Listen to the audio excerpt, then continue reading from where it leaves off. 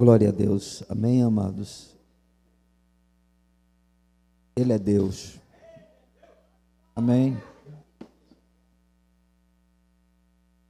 É o Shaddai, o Deus que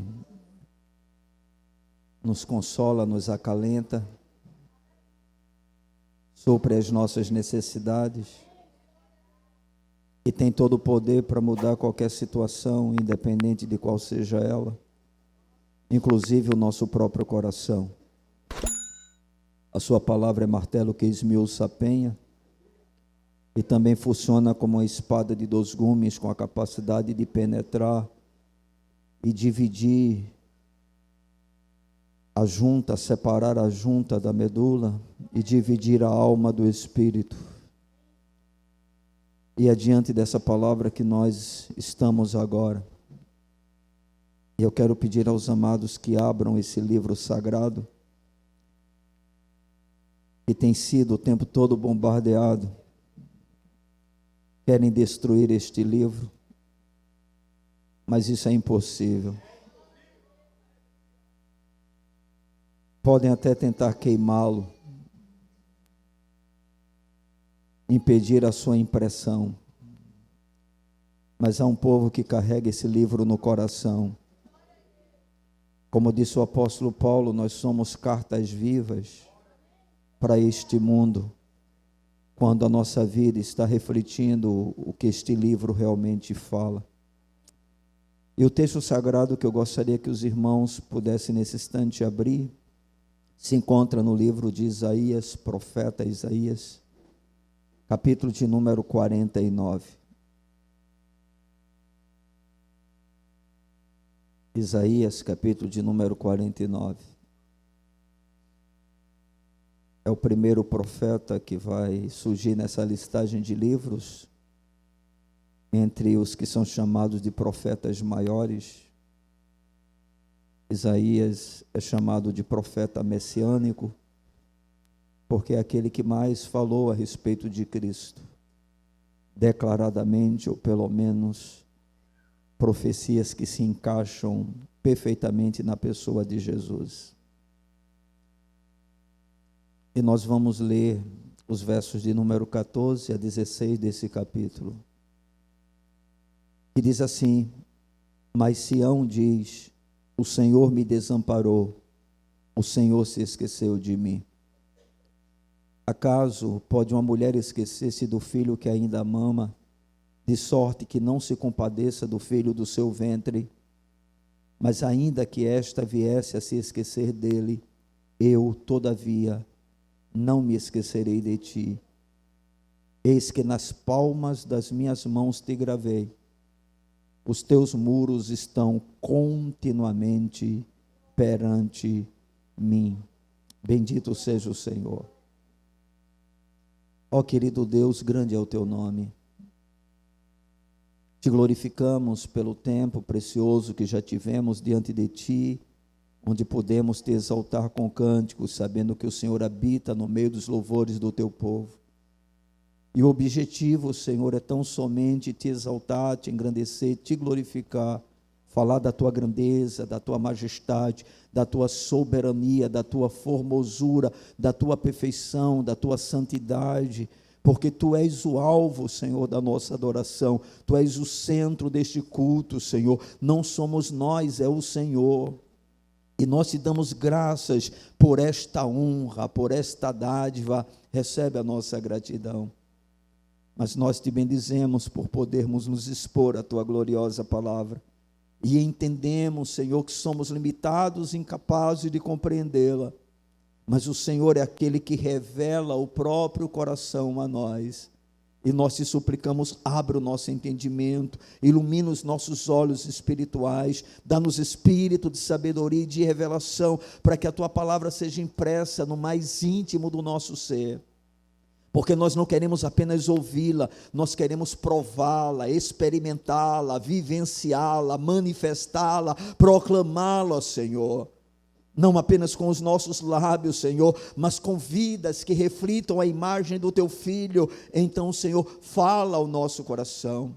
Sabes como nós aqui estamos, qual é a nossa condição da alma, Senhor.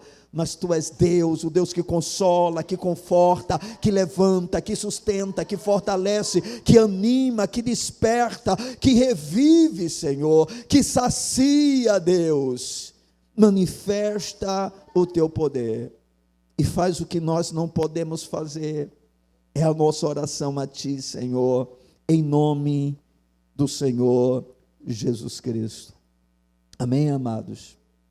Bendito seja o nome do nosso Deus. Amados, eu sei que todos aqui presentes sabem na própria vida o que significa dor. Eu pelo menos acredito que não tenha uma única pessoa nesse lugar que já não tenha experimentado o que nós estamos falando agora.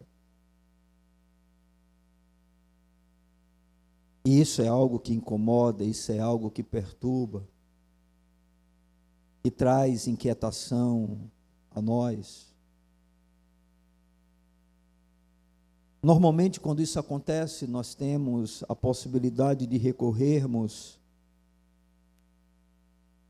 a alguns artifícios, justamente para que essa sensação que nos agoniza, que nos atormenta, possa ser sanada. Hoje nós temos a ciência, mas antes mesmo da medicina existir como ela existe hoje, experimentando todo o avanço que hoje nós temos percebido, nós sabemos perfeitamente que no passado existiam alternativas, né, que eram transmitidas de geração em geração, de pai para filho, onde se usavam as ervas com esse objetivo, com essa finalidade. Os mais religiosos até mesmo se utilizavam de mecanismos aparentemente sobrenaturais para que problemas dessa natureza pudessem ser resolvidos. Eu sei que nós fazemos parte de uma geração onde boa parte, né, dessas pessoas já não sabe mais o que é isso, mas eu sei que muita gente também tem a ideia aqui do que é recorrer, por exemplo, a uma benzedeira. Diante de circunstâncias que vivíamos, nós éramos conduzidos a essas pessoas, né, que faziam as suas rezas, as suas orações, normalmente com galho de pinhão, e a gente buscava alternativa para que o sofrimento, para que a dor pudesse ser removida, pudesse passar. Hoje nós temos todo tipo de medicamento para amenizar a dor, desde uma simples dipirona até uma morfina. E o objetivo é sempre o mesmo: produzir alívio, produzir uma sensação em que aquele sofrimento deixe de existir. Dependendo do nível da dor, a gente entra em desespero. A gente pode chegar até o ponto de desmaiar. Isso é algo que todos nós temos algum tipo de conhecimento sobre o assunto. Mas existe também, irmão, um outro tipo de dor que eu creio que todos nós sofremos, que é a dor da alma. Para essa dor, o dipirona não funciona. A morfina não tem jeito. As medicações que são utilizadas pelo homem não têm um resultado eficaz. E essa dor é terrível de lidar com ela. Ela traz angústia, ela traz aflição, ela traz tristeza, ela traz opressão. E muitas vezes nos leva à depressão. E existem muitos tipos de dores no nível da alma, nós sabemos disso. Desde um fracasso a uma decepção, uma traição, um momento de medo.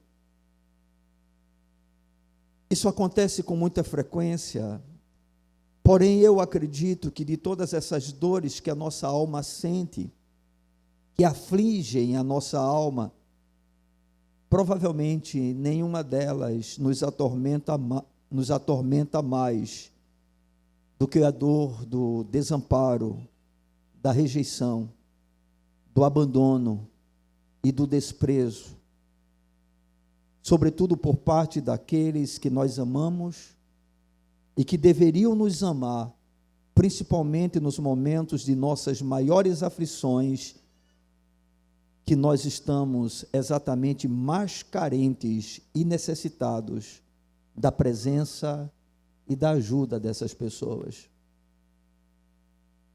Eu penso que essa é uma dor realmente que muitas vezes é quase que insuportável. Filhos que foram abandonados pelos pais sabem o que é isso. Esposas que foram abandonadas pelos seus maridos sabem o que isso significa. Maridos que foram abandonados pelas esposas sabem o que é essa dor. Alguns, inclusive, carregam isso logo cedo e tomam conhecimento depois, como, por exemplo, crianças, não é? Que foram desamparadas já no ventre com tentativa de aborto. Mães que tentaram destruir a vida do próprio filho, e isso gera marcas, né? E se porventura, no futuro, a criança toma o conhecimento, isso gera uma angústia incomparável no coração, de tal maneira que pode produzir sentimentos como amargura, frustração, revolta, e até mesmo a depressão. Lamentavelmente, a dor do desamparo, da rejeição, do abandono e do desprezo é muito mais comum do que nós imaginamos, inclusive no que diz respeito à nossa relação com Deus, algo que nós podemos observar perfeitamente no nosso texto da nossa reflexão. Ou seja, não são poucos, inclusive dentro do meio do povo de Deus, que não têm ou não tiveram em algum momento da sua vida esse sentimento: Deus me desamparou. Eu acho muito improvável que tenha alguém aqui presente que nunca tenha tido esse tipo de sensação. Quando nós vivemos algumas circunstâncias que nós não percebemos nenhuma perspectiva de mudança, e quanto mais o tempo passa, mais ela se agrava, a tendência natural nossa é ouvir a sugestão de Satanás dizendo: onde está o teu Deus? E a gente chegar à percepção e dizer: eu creio que ele me abandonou. Porque na nossa cabeça se torna impossível que esse Deus esteja presente em determinadas situações da nossa vida. E eu queria analisar dentro desse texto exatamente o que nós estamos apresentando agora como introdução, para você perceber que aquilo que nós estamos falando é algo extremamente real e que nós vivenciamos, mas ao mesmo tempo apresentar a cura para esse tipo de dor. A dor, ela existe, a dor, ela é real, ela é angustiante, agonizante, mas a cura para esse tipo de dor. Amém, irmãos? E ela não está nas farmácias, ela não está na ciência, ela não está na psicologia, na psiquiatria, ela não está nas coisas que o homem pode oferecer, mas em Deus. Ele é a cura. Amém? Para esse tipo de dor que nós experimentamos na nossa vida, até mesmo quando se trata da nossa relação com esse Deus. A primeira coisa que eu gostaria de mostrar para os irmãos é a dor desse sentimento, ou a dor do sentimento que nós experimentamos na nossa vida. O versículo de número 14 faz a seguinte afirmação: mas Sião diz, quem é Sião aqui? É o próprio povo de Deus. Hoje poderíamos perfeitamente afirmar que essa Sião falada pelo Senhor através do profeta é a sua igreja. E aí diz o seguinte: mas Sião diz, Veja, não é alguns, é Sião. Não é apenas algumas pessoas. É como se fosse todo o povo de Deus pudesse experimentar e vivenciar essa realidade. E aí o profeta afirma, mas Sião diz, o Senhor me desamparou, o Senhor se esqueceu de mim. Como é que houve essa declaração? Por que essa declaração foi feita? A gente percebe que isso é como se fosse uma queixa do próprio povo de Deus diante daquilo que naquela ocasião ele estava vivendo. Nesse momento específico em que essa palavra é produzida, o povo de Deus está em cativeiro na Babilônia. Está vivendo um momento difícil, um momento terrível, e tendo conhecimento do que estava acontecendo em Jerusalém e na Judéia. Ou seja, era uma catástrofe generalizada. E esse povo, chamado povo de Deus, diante de todo o quadro que ali vivenciava, ele chega ao ponto de dizer, o Senhor me desamparou, o Senhor se esqueceu de mim. Yahvé me desamparou, Adonai se esqueceu de mim. Ou seja, o Deus de Israel se esqueceu do seu povo. O Deus de Israel desamparou o seu povo. O Deus de Israel deixou o seu povo entregue à sua própria sorte. E essa é a queixa no coração daqueles que formavam, se constituíam o povo de Deus, onde grande parte se encontrava no cativeiro babilônico e uma outra parte fora deixado lá em Jerusalém, na Judéia, mas viviam em extrema pobreza, em extrema opressão, em extrema aflição. Cidade destruída, templo destruído. Não havia sequer a possibilidade de cultos serem oferecidos ao Senhor, e esta era a condição deste povo, e esse mesmo povo se queixa diante do Senhor, expressando o ressentimento do seu coração, expressando a sua angústia, dizendo, nosso Deus nos abandonou. Apesar dessa afirmação ter sido feita pelo povo da ocasião em que essa declaração foi realizada por Isaías, esta verdade aqui expressa, ela é aplicável ao povo de Deus em todos os momentos de opressão e angústia semelhante. Ou seja, aquilo que o povo de Deus declarou em relação ao Senhor naquela ocasião é algo que se estende a todo o povo de Deus durante toda a história, nos momentos de aflição, de angústia, de adversidade, que trazem muita perturbação ao nosso coração. E este é um sentimento quase que geral, generalizado. O Senhor nos abandonou. Em momentos assim, nós somos tomados pelo desânimo, nós somos tomados pela sensação de derrota, de fracasso. É como se aquele em quem nós temos toda a esperança desse as costas para nós e dissesse, eu não tenho mais nada com vocês.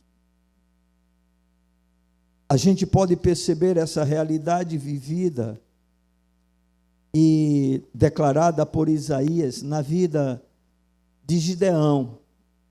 Quando a gente lê, por exemplo, o livro de Juízes, e aí se você quiser, eu aconselho você a fazê-lo, você vai para o capítulo de número 6 de Juízes, e a gente vai poder perceber essa mesma sensação na vida desse homem que foi usado pelo Senhor para produzir grande libertação do seu povo, na época em que esse povo estava sendo perseguido e maltratado pelos midianitas. Juízes capítulo de número 6, versículo de número 11, até o versículo de número 13. Ele repete isso uma outra vez, mas a gente só vai precisar ver aqui nesse versículo para a gente poder perceber o que nós estamos falando.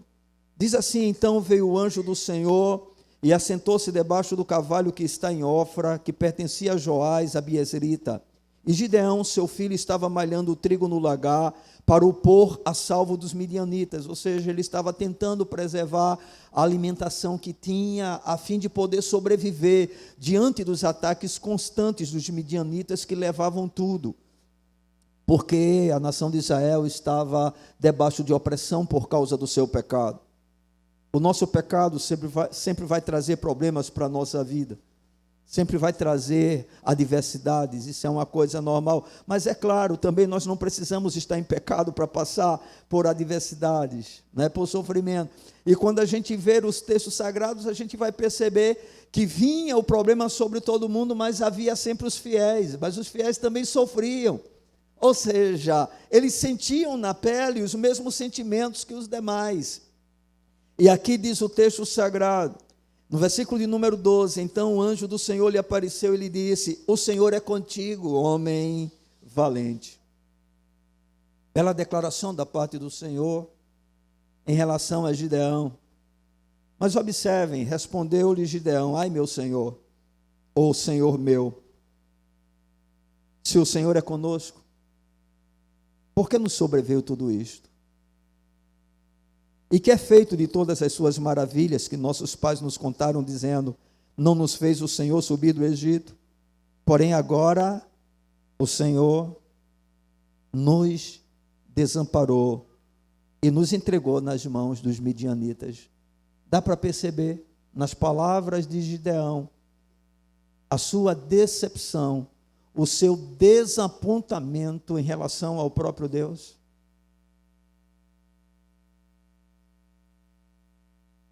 Se o Senhor é conosco, por que nós estamos passando por tudo isso?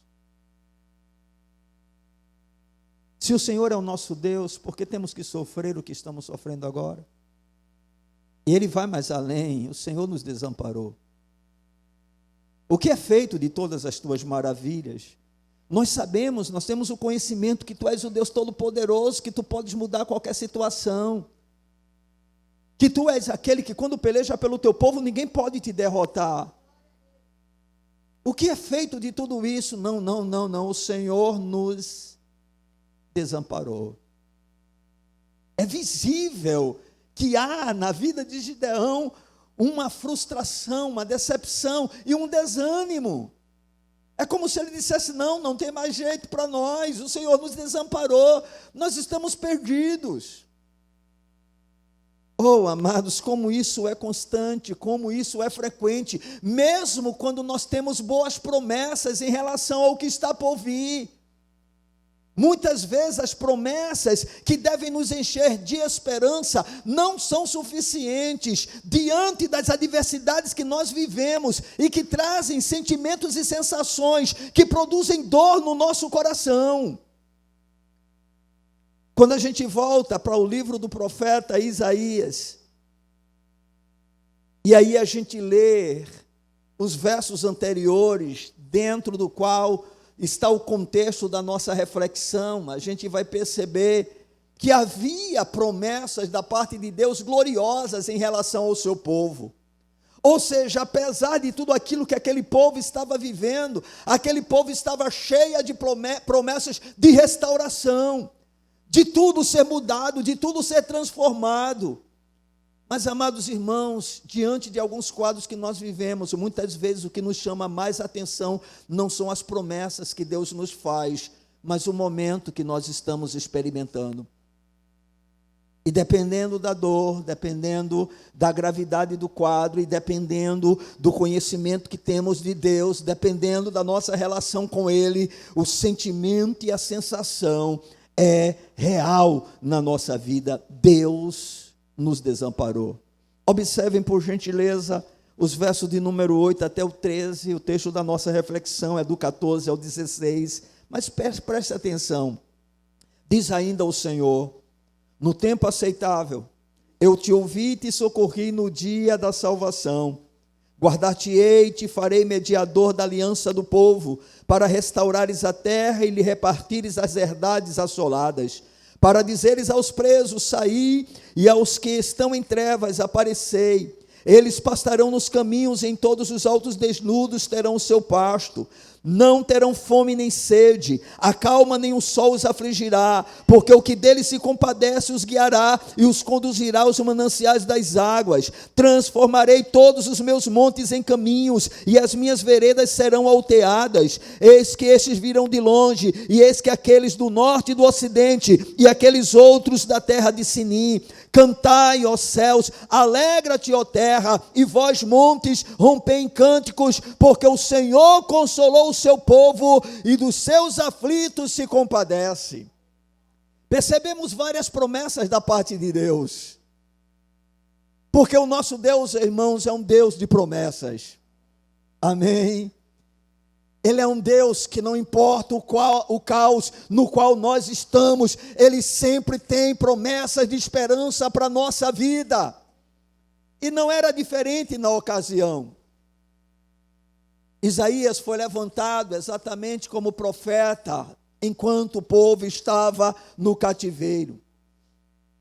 Deus havia dito que esse povo passaria 70 anos em cativeiro lá em Babilônia, mas o povo, com o tempo, vai passando e vai se esquecendo exatamente do que Deus prometeu, e se fixa apenas na realidade de vida que está vivendo agora. Deixa eu dizer uma coisa nesse momento da pregação para você: a realidade de vida que você está vivendo agora, um dia será totalmente mudada, transformada para infinitamente melhor, porque quem fez a promessa é fiel. Amém? Paulo, ele tem ciência disso, e ele vai chegar e afirmar, escrevendo uma das suas epístolas, ele vai dizer que as aflições deste tempo presente não hão de se comparar com a glória que em nós há de ser revelada. Ele tinha essa certeza. Mas muitas vezes, irmãos, dependendo do momento que a gente esteja vivendo, essas certezas parecem que são ofuscadas.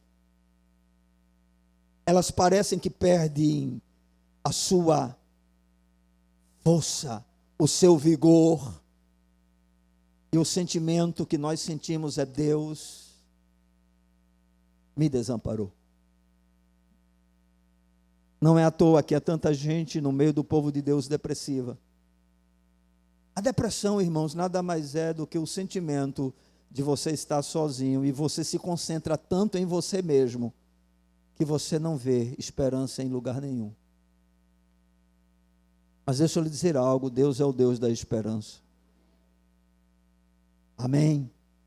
E não importa o abandono que você um dia tenha sofrido, você vai aprender nessa noite que há cura para esse tipo de dor.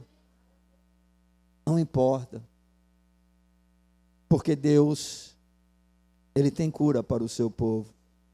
Então a gente pode perceber na declaração feita no versículo de número 14, que o povo tem uma linguagem que demonstra claramente a sua queixa em relação ao Senhor, pela sensação de abandono da parte de Deus, como se Deus tivesse se esquecido desse mesmo povo. Mas eu quero, como eu disse para você, agora apresentar a cura para a dor. Amém? A dor pode ser real, mas a cura é mais real do que a dor. A cura é maior. Ninguém tem que permanecer sendo atormentado, não é, por esse tipo de sentimento, de sensação, porque há remédio em Deus para essa cura. Fique tranquilo, nas farmácias não vendem, mas Deus tem. Amém, irmão? Você pode conseguir remédio para dormir melhor, até mesmo para dormir. Você pode conseguir remédio para trabalhar um pouco na sua ansiedade, mas a cura da alma está em Deus. Ele é a cura. Amém? E aí nós vamos para o versículo de número 15.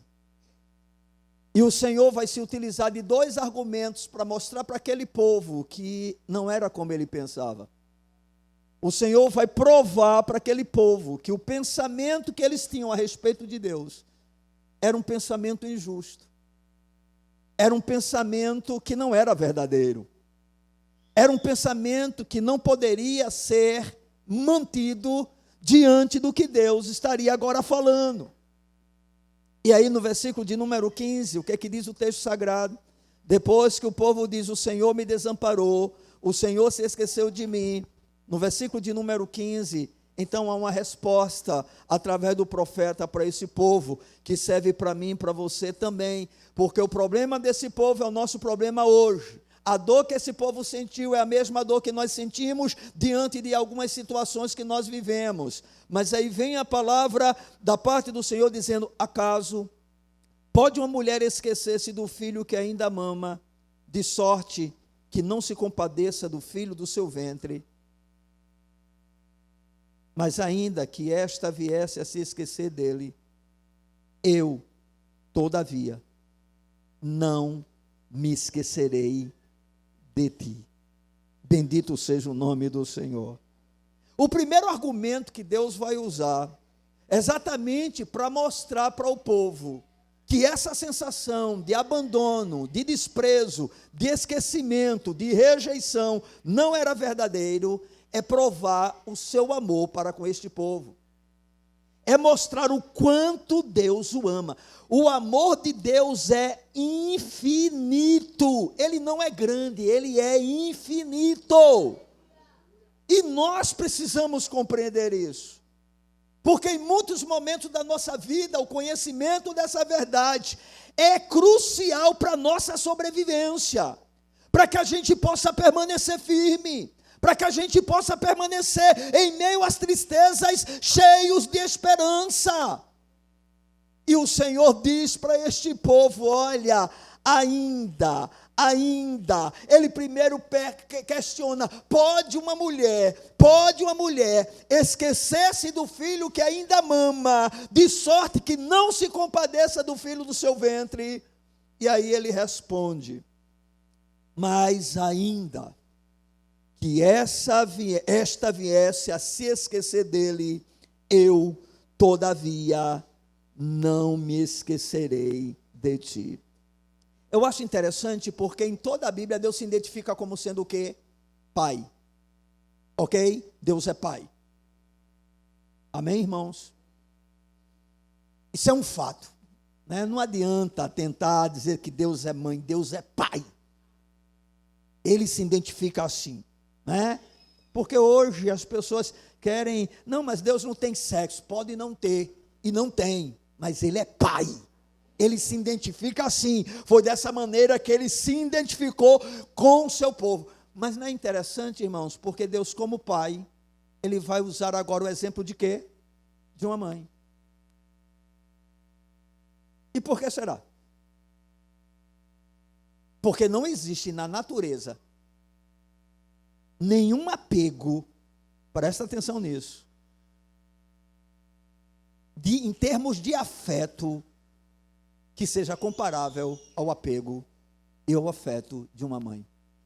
Ou seja, Deus é Pai, mas Ele sabe, dentro da sua própria criação, em se tratando sobretudo do homem e da mulher, que a figura da mãe é a que mais expressa esse tipo de apego, de cuidado, de presença. E aí o Senhor vai e ainda usa um exemplo mais dramático, mais drástico, que é exatamente no período em que a criança tem mais carência, mais dependência da mãe, que é o momento da sua infância, que é o momento em que ela está totalmente indefesa, ela depende o tempo todo da mãe. E é nesse momento, né, que o amor materno é muito mais intenso. Quando Salomão ele foi estabelecido como rei de Israel, e o Senhor disse que daria a Salomão sabedoria como nenhum outro teria, o primeiro caso que Salomão pegou foi um caso envolvendo o amor materno. Foram levadas diante dele 2 mulheres, ambas tinham tido filhos e uma das crianças morreu, e eram mulheres prostitutas, e elas viviam juntas e levaram o caso para Salomão, porque cada um estava dizendo, o filho é meu, o filho é meu. E quando chegou diante de Salomão, A primeira mulher disse: meu senhor, eu estava dormindo com meu filho, e quando, durante a madrugada, eu acordei para amamentá-lo, eu percebi que ele estava morto. E no outro dia, quando amanheceu, eu notei que o filho que estava morto não era o meu filho, mas era o filho da mulher que estava comigo. A outra mulher disse: não, de forma alguma, o filho é meu. O filho é meu. E diante desse impasse, Salomão não tinha como realmente determinar quem era a mãe verdadeira da criança. Sabiamente, inspirado pelo Senhor, disse: tragam-me uma espada. E aí levaram a espada para Salomão, todo mundo apreensivo, isso era um julgamento. Salomão tinha a responsabilidade de dar um veredito em relação àquela questão. Salomão pegou a espada e disse: peguem a criança e a divida. Peguem a criança e dividam ela no meio. E dê uma parte para cada uma, porque cada uma está dizendo que é a mãe. Imediatamente, a verdadeira mãe disse: não, meu senhor, não faz isso. Dá para ela.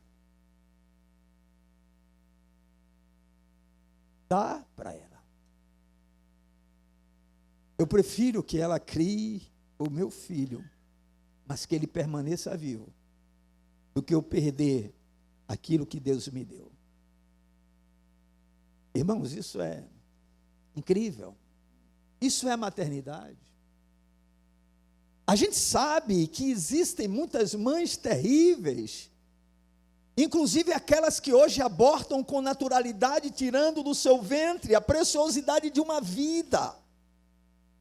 Mulheres que são beneficiadas com úteros perfeitos, que podem procriar, mas no momento em que geram, por causa de uma gravidez indesejada, preferem sacrificar dentro do próprio ventre, tornando o seu ventre uma sepultura.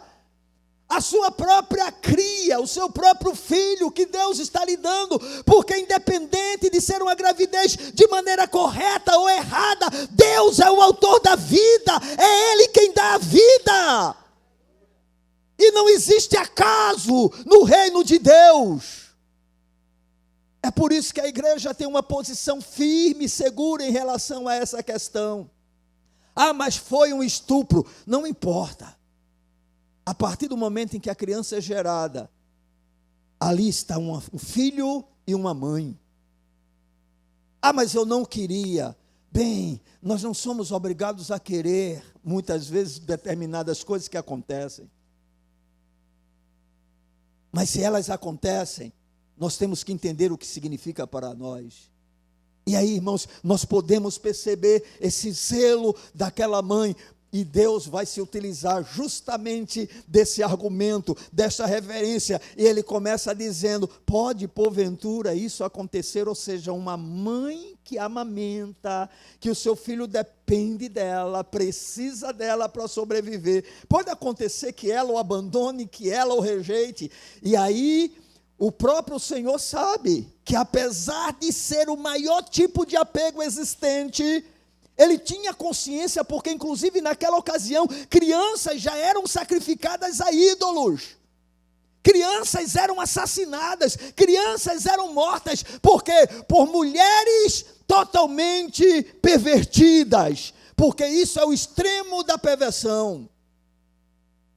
Mas aí o Senhor diz, sabendo que isso é possível de acontecer, Ele afirma: mas ainda que esta viesse a se esquecer dele, eu, todavia, não me esquecerei de ti.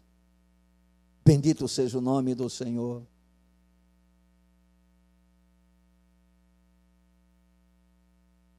Deus é maravilhoso, irmãos.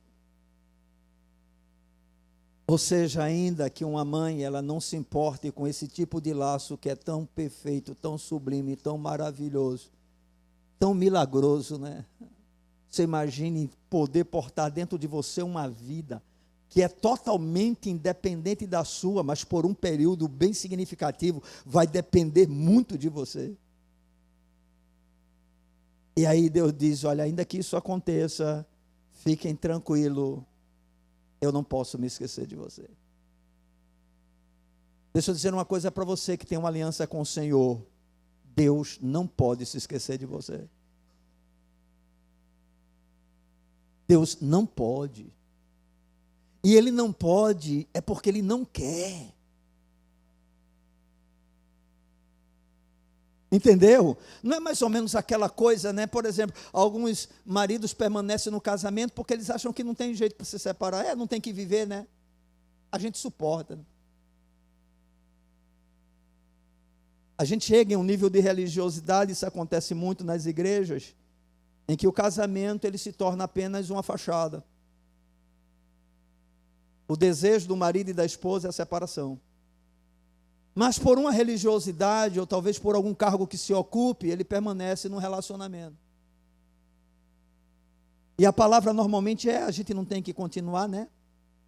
Não tem que permanecer, mas a gente percebe que é o jeito. Eu acho que a oração é: Senhor, mata, leva, faz alguma coisa, tira do meu caminho. Acaba com ele, acaba com ela. Deixa eu ser livre, deixa eu viver a minha vida, deixa eu ser feliz. Né? Porque essa não é a sanha do nosso tempo, felicidade. Uma felicidade onde Deus não esteja, onde não tem o apoio de Deus, onde não tem a aprovação de Deus, onde não agrade a Deus. Não é essa felicidade que as pessoas estão buscando. Pois bem, muita gente tem feito isso no meio da igreja. E mantém relacionamentos que apenas permanecem a existir como fachada.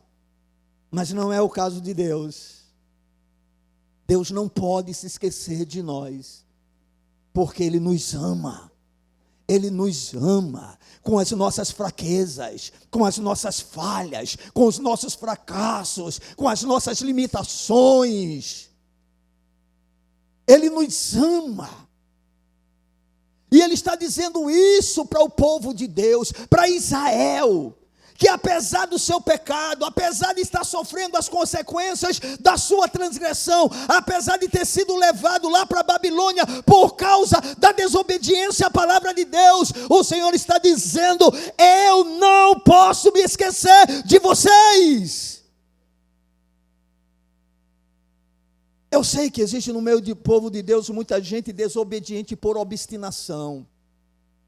É aquela pessoa que não quer mudança, não quer acertar, não quer conserto, não quer arrependimento.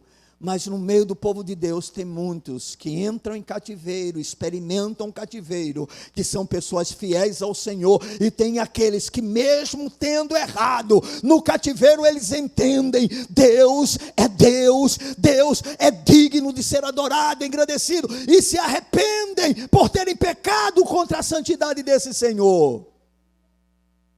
E por isso Ele continua prometendo, porque Deus sabe que Ele tem um povo. Não importa o que aconteça, Deus tem um povo. A cura começa, queridos, quando nós passamos a perceber o quanto Deus nos ama. E como é que eu posso saber que Deus me ama tanto? Como é que eu posso ter essa certeza? Está tudo dando errado comigo. Eu me sinto o patinho feio da família de Deus.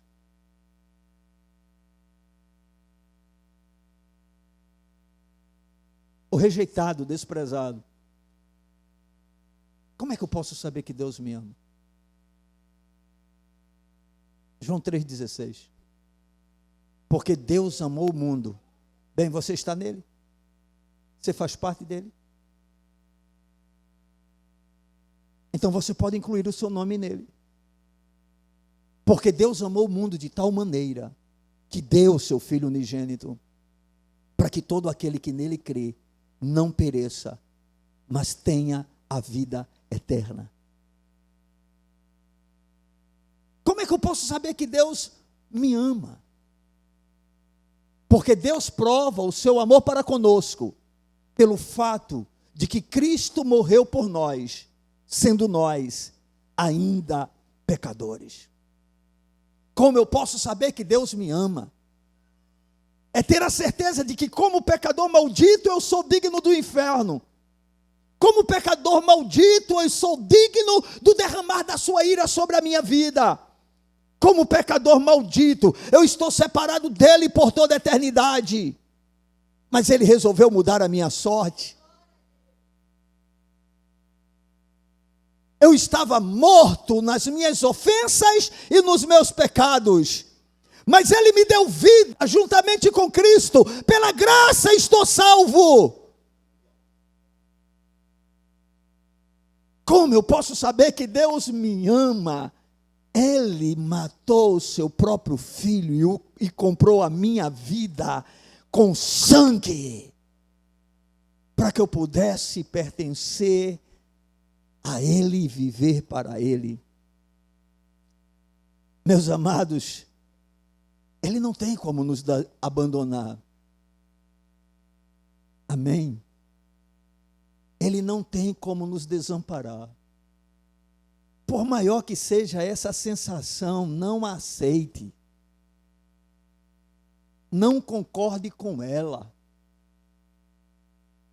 Não veja Deus como seu pai passado, que não estava nem aí para você, que deixou você com uma mãe que mal conseguiu lhe criar, fez de tudo para que você pudesse ser o que você é hoje. Não confunda esse Deus com esse pai, porque ele não é. Ele é um pai bom, ele é um pai justo, ele é um pai perfeito, ele é um pai que trabalha por nós, ele é um pai que conhece as nossas limitações, as nossas fraquezas, e que não nos trata segundo a nossa iniquidade. Ele poderia perfeitamente nos rejeitar pelos pecados que cometemos, mas ele permanece nos amando. Porque Ele é bom. E essa bondade dura para sempre. Amém? Então o primeiro argumento que o Senhor vai utilizar é exatamente o argumento quando Ele compara o seu amor com o amor de uma mãe que amamenta o seu filho. Sabendo que essa decisão de abandonar uma criança é extremamente difícil, o Senhor faz a comparação, mas ao mesmo tempo sabendo que a natureza humana, ou seja, apesar de ser difícil, é possível, né? Então ele vai além e diz, ainda que isso aconteça, ainda que esta mãe venha esquecer-se do filho a quem ela amamenta, ainda assim, todavia, eu não me esquecerei de ti. E aí, depois que o Senhor apresenta o primeiro argumento, Ele vai apresentar o segundo argumento, que nós podemos encontrar no versículo de número 16. Quando o Senhor diz, eis que nas palmas das minhas mãos te gravei.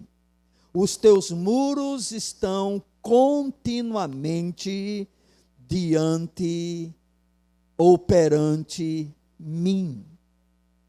Esse argumento, queridos, é interessante, porque é como se Deus estivesse dizendo mais ou menos assim: eu não posso olhar para as minhas mãos sem te ver nelas. Você observe, dos membros que nós possuímos, quais são aqueles, ou qual é aquele que está o tempo todo diante de nós, praticamente? As nossas mãos. Não é verdade? É nas nossas mãos que nós estamos o tempo todo mais atentos, vamos dizer assim. E o Senhor vai exatamente usar esse argumento. Não posso olhar para as minhas mãos sem te ver nelas. Eu te carrego gravado no meu coração, para que nenhum esquecimento possa apagá-lo. Ou seja, não existe nada que tire a minha atenção de ti. Os olhos do Senhor estão sobre nós. Ele não apenas contempla os maus e os bons, mas esses olhos estão de maneira especial sobre a vida do seu povo. O Senhor te conhece pelo teu nome. Amém, irmãos? A Bíblia diz que o Senhor chama as estrelas, cada uma delas pelo seu próprio nome. Fique tranquilo, ele não tem o perigo de Alzheimer.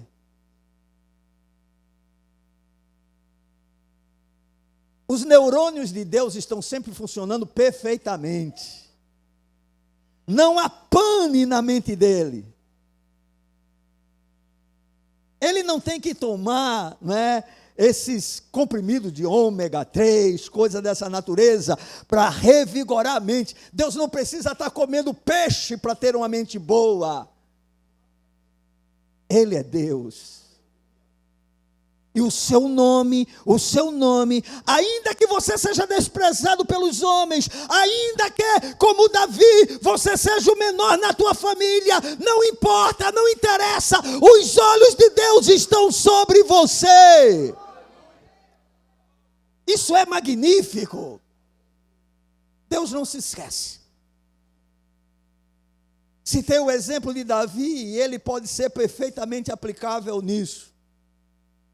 Jessé, ele era pai de 7 filhos, onde o mais novo era exatamente Davi. E por ser o mais novo, e provavelmente pelas suas condições, nós não sabemos exatamente o que levou realmente a esse comportamento de Jessé. Quando Samuel foi enviado à casa de Jessé para ungir um rei, onde é que estava Davi? Estava no campo.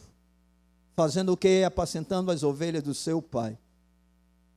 Não tinha sequer o direito de participar daquele momento, tão importante para a família de Jessé, já que o profeta Samuel estava presente na sua própria casa, e isso para as pessoas daquela época era algo extremamente honroso, e às vezes assustador, porque a mensagem poderia não ser muito agradável.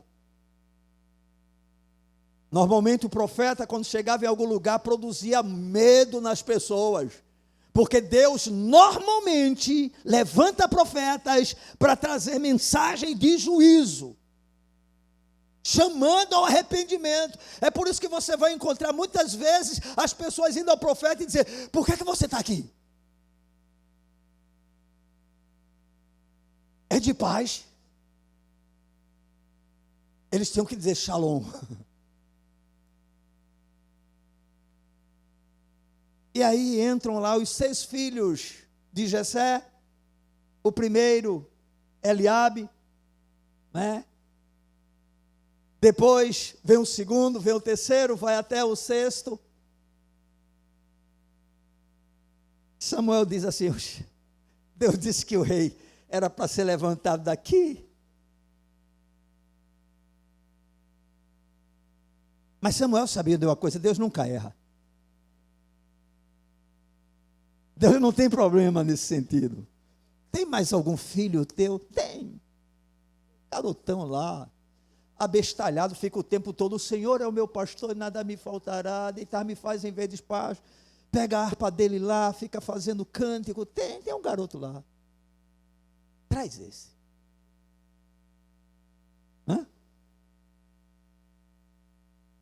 Quando Samuel viu Eliabe, disse: esse é o rei, porque era um cara com todas as características, todas as qualidades, naturais, humanas. O Senhor disse: eu não vejo como vê o homem. O homem vê a aparência. O homem vê a performance. O homem vê os talentos e dons. Eu vejo o coração. E aí Davi vai, deixa lá as ovelhas, provavelmente teve que tomar um banho, sei lá o que, para participar daquele momento. Quando Davi chega, o Senhor diz: está aí o rei. Ou seja, todo aquele investimento que Davi fez durante a sua juventude, servindo ao seu pai com reverência, com temor, em humildade, em submissão, louvando ao Senhor, crendo no Senhor, foi recompensado por Deus, porque Deus não se esquece de ninguém. Estão entendendo, irmãos? Deus não pode se esquecer de nós, porque nós temos o nosso nome gravado no seu coração, nas palmas da sua mão. Pastor, mas Deus não tem mão, Deus não tem coração. Pois bem, esse Deus é tão maravilhoso, porque você está correto, Ele é Espírito, e por isso importa que os seus adoradores o adorem em Espírito e em verdade. É por isso que em igrejas cristãs verdadeiras, você não vai ver absolutamente nada que possa tentar mostrar esse Deus, porque Ele não pode ser representado por figuras humanas, nem por absolutamente nada, mas Ele está onde o seu povo está, porque Ele é Espírito. Não precisamos de nada para tocar, para enxergar, para ver, Ele está aqui. Jesus vai falar, olha, importa que os verdadeiros adoradores adorem ao Pai em espírito e em verdade, porque são estes que o Pai procura para ser os verdadeiros adoradores, irmãos. Deus é espírito. Mas por que é que o Senhor diz essas coisas? Porque sabendo da nossa incapacidade de compreendê-lo como realmente Ele é, Ele desce ao nosso nível, se fazendo como semelhante a nós, para que a gente possa entender o que Ele está querendo dizer para nós. Amém, irmãos?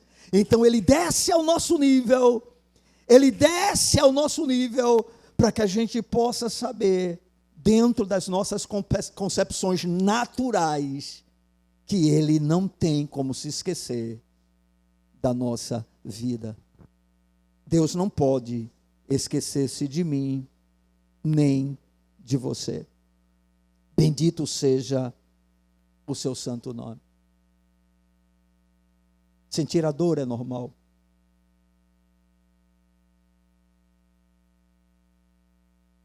Mas a cura é em Deus. Amém, irmãos?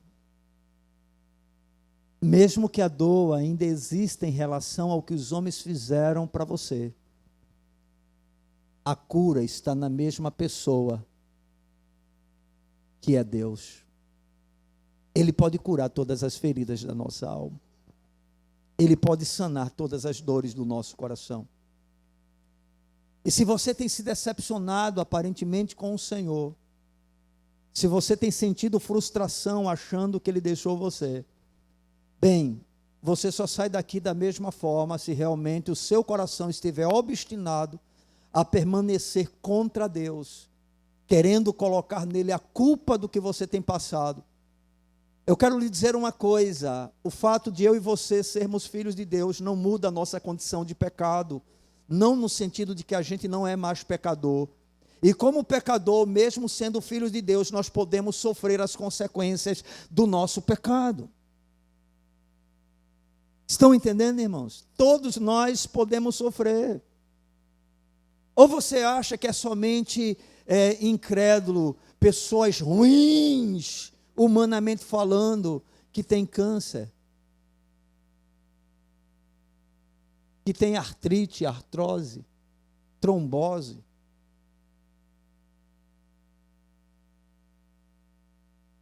que sofre acidente e perde um membro? Não, irmãos, todos nós podemos passar por isso. Mas a culpa não é de Deus. Ah, mas Ele poderia nos livrar assim, mas quando Ele não faz, Ele tem sempre um propósito maior. Ele quer nos ensinar em cada adversidade que nós enfrentamos, ainda que nós não a entendamos, a confiar nele.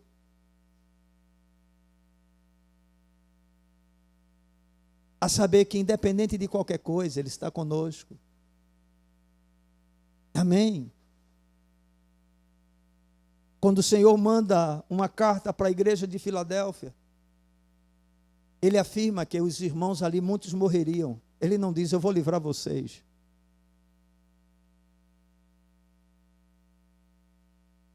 Não, Ele diz, eu vou estar com vocês.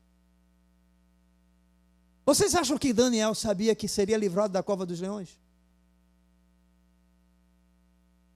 A gente tem hoje a história completa, né? E é maravilhoso, né? Ouvir a história completa, né? Oh, glória! Eu quero esse Deus de Daniel.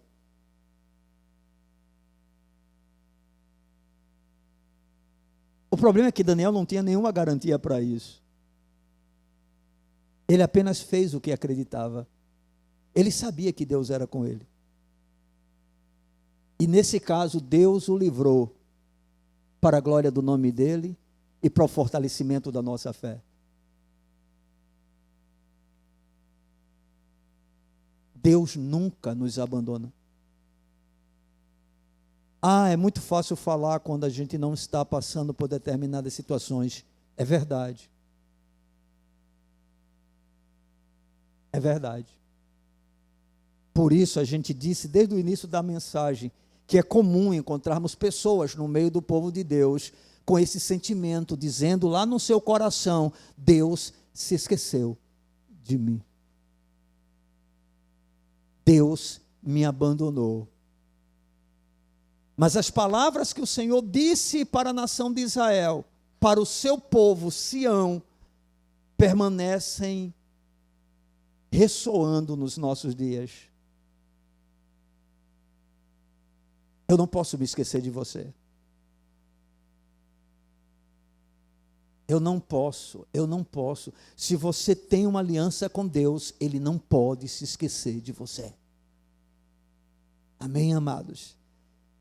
Eu quero concluir a nossa reflexão dessa noite, afirmando que apesar de termos a sensação de abandono em muitos momentos de nossa vida, inclusive em relação a Deus, é normal, é comum, e isso nos traz dor e sofrimento. Dor por quê? Porque no caso de Deus a gente fica perguntando assim: por que o Senhor não age? Por que Ele não toma providência? Irmãos, nós sabemos que apenas uma palavra de Deus destruiria a hérnia da Jaciara.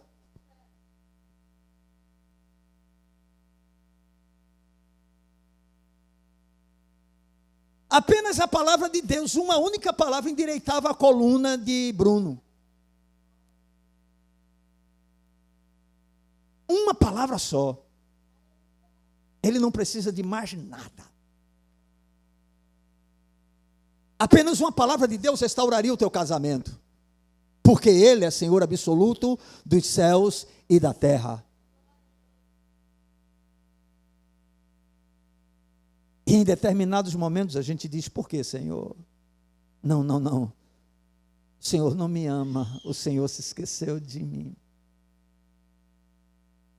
Mas eu quero que você saiba que isso é impossível se você é dele. Amém? Recuse-se a aceitar esse tipo de pensamento na sua mente e esse sentimento no seu coração. Porque existe, irmãos, acima da dor do sofrimento, uma verdade imutável,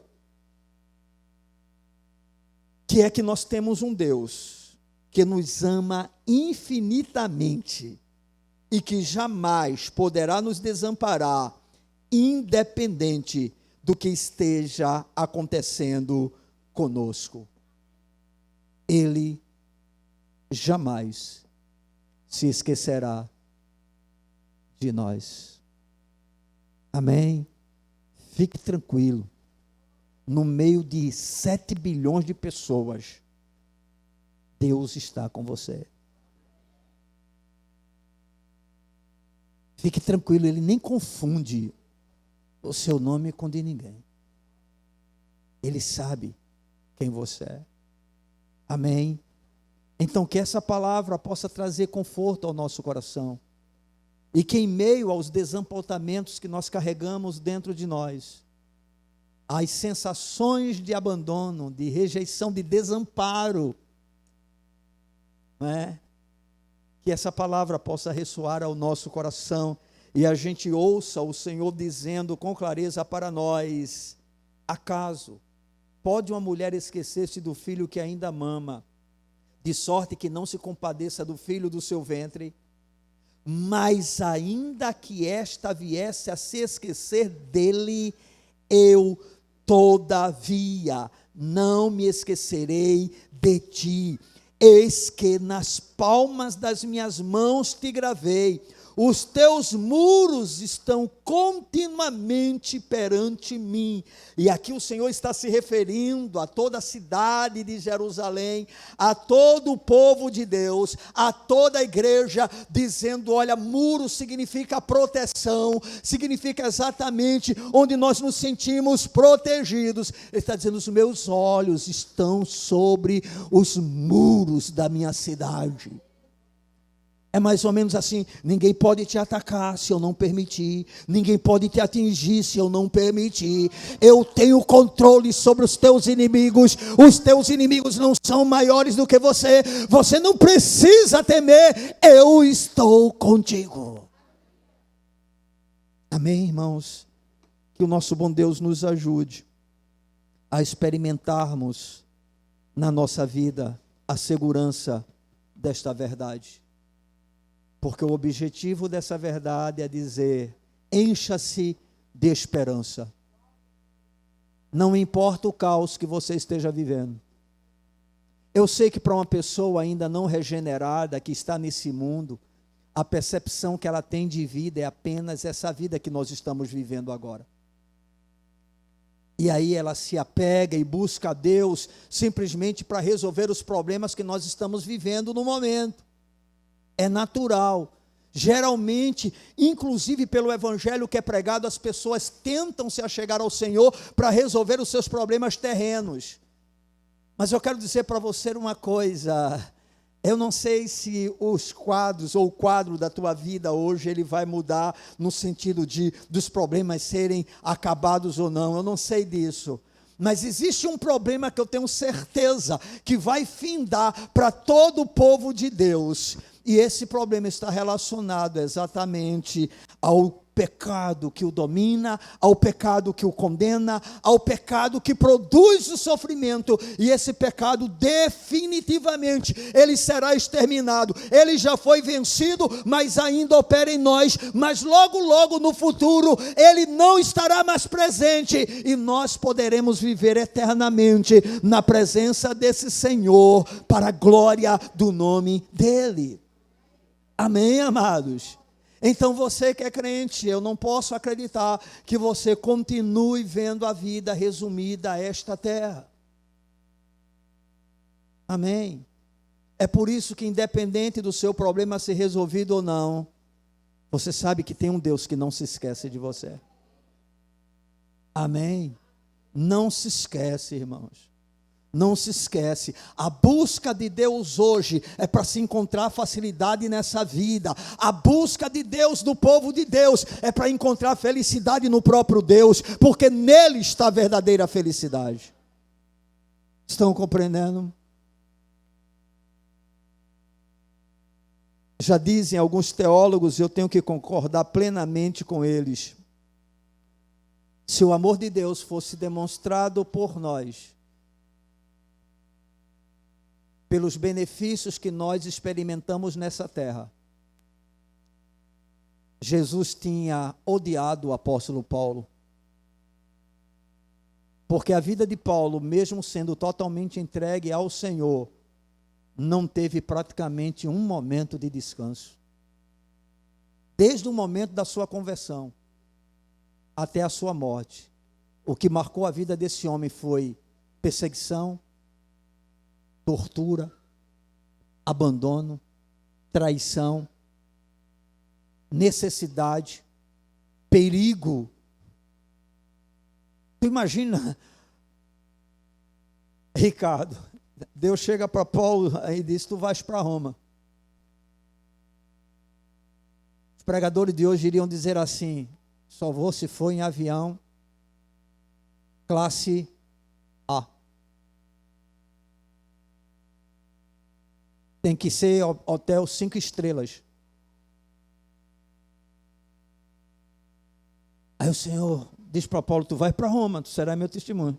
Tá bom, Senhor, tudo bem. Aí, para cumprir o propósito de Deus, Paulo é preso pelos próprios judeus, é entregado ao Império Romano. Até aí, né, aparentemente tudo tranquilo, mas para chegar lá em Roma, ele vai pegar uma viagenzinha de navio. Deus do céu. Entra no navio como prisioneiro, enfrenta uma tempestade de tal forma que se desfaz toda a possibilidade de sobrevivência, de tal maneira que todos os tripulantes dizem: nós estamos perdidos, não há mais chance. Eu acho que Paulo poderia dizer: Senhor, não tinha outra maneira de me levar, não. Tinha um meiozinho assim mais tranquilo, não. Uma maneira mais confortável, não. Não, o cara passa por um naufrágio, o navio é totalmente destruído. Ele chega em uma ilha chamada Malta, sem conhecer ninguém, para tentar fugir da frieza. Estão fazendo um fogo. Quando Paulo está fazendo um fogo, pega um bocado de graveto, uma víbora venenosa pica Paulo. Todo mundo diz: esse homem é assassino, porque ele foi livrado do mar, mas agora, né, a justiça não o deixa sobreviver. Rapaz, pelo amor de Deus, Deus devia odiar Paulo. Mas esse homem chega no final da sua vida sem nenhuma queixa, sem nenhuma reclamação, sem nenhum lamento, podendo dizer: combati o bom combate, acabei a carreira, guardei a fé, desde já a coroa da justiça está preparada para mim.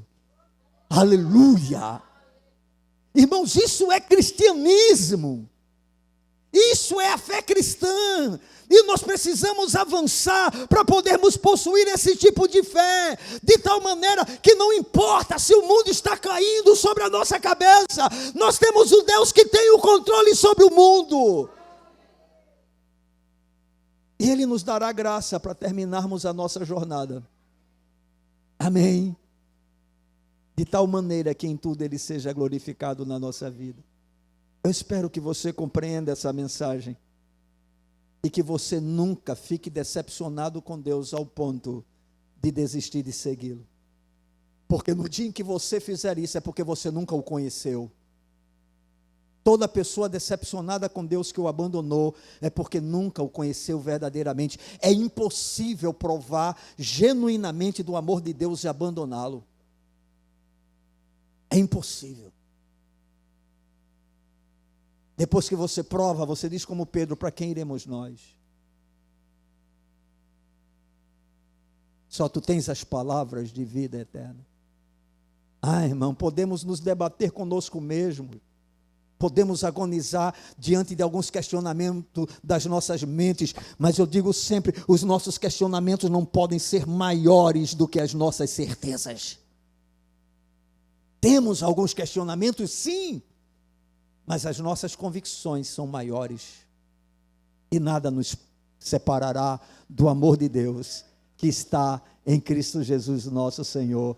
Não fique decepcionado com Deus, não se sinta abandonado por Ele. Presta atenção, no dia em que você acreditar que a igreja te abandonou, saiba, Deus não abandona você.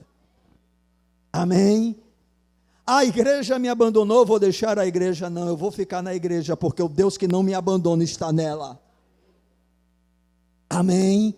E se Deus permite com que você tenha a sensação de abandono da igreja de Deus em relação a você, é porque Ele quer que você aprenda que antes de confiar na presença da igreja, você tem que confiar na presença dEle, porque Ele nunca falha, Ele nunca falta, irmãos, e tudo que Ele permite na nossa vida é para o nosso bem.